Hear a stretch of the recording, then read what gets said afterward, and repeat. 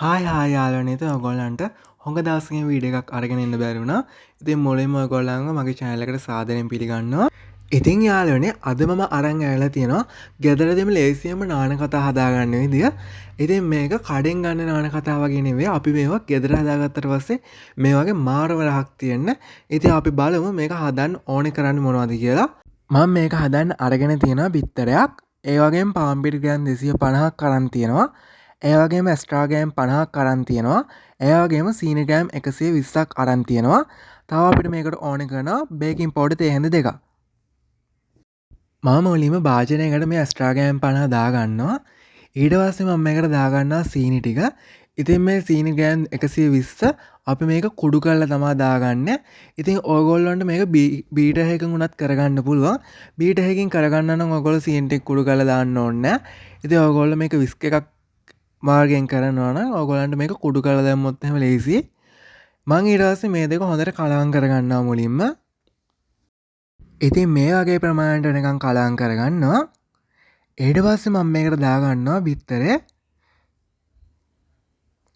ඉතින් බිත්තරෙත් දාලා මේක හොඳට කලවම් කරගන්න ඕනේ.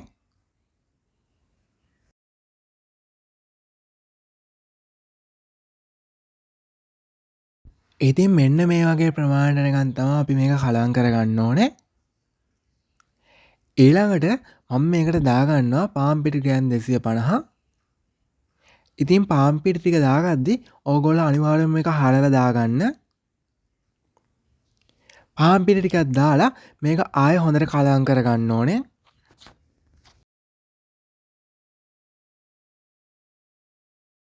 ඉතින් මේ වගේ ප්‍රමාණයට ආවට පස්සේ මේකට දාගන්නවා බේකින් පවුඩර් තේ හැඳි දෙක. බේකින් පවුඩර් තේ හැඳි දෙකක් දාලා මේක හොඳට අතින් කලවම් කරගන්න. ඉතින් මං කලවම් කරගෙන මෙන්න මේ වගේ බෝලයක් හදාගෙන තියෙනවා. ඊට පස්සේ අපි මේ බෝලේ පොඩි පොඩි රවුම් හදාගන්න ඕනේ. ඉතින් ඔයගොල්ලන්ට අවශ්‍ය සයිස් එකට හදාගන්න පුළුවන්. ඔයගොල්ලන්ට ගොඩක් ලොකුවට නාන කතා ඕන නම් මේක ලොකුවට හදාගන්න පුළුවන්. ඔයගොල්ලන්ට පොඩියට ඕන නම් මේක පොඩියට හදාගන්න පුළුවන්.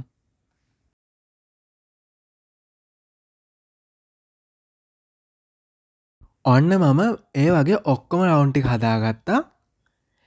ඊට පස්සේ අපිට මේකට ඕන කරනවා භාජනයකට වතුර ටිකක් දාලා ඒ වගේම සීනි ටිකක් දාපු භාජනයකුත් ඕන කරනවා.